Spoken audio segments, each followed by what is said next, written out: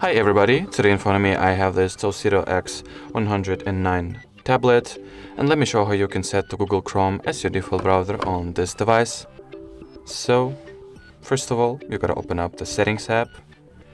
Here look for the Apps and Notifications category.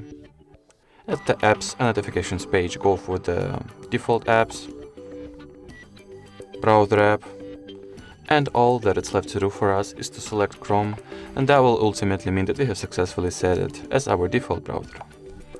Alrighty, so that was it for this tutorial. Thank you so much for watching. If you found this video helpful, don't forget to leave the thumbs up and subscribe to our channel. Bye!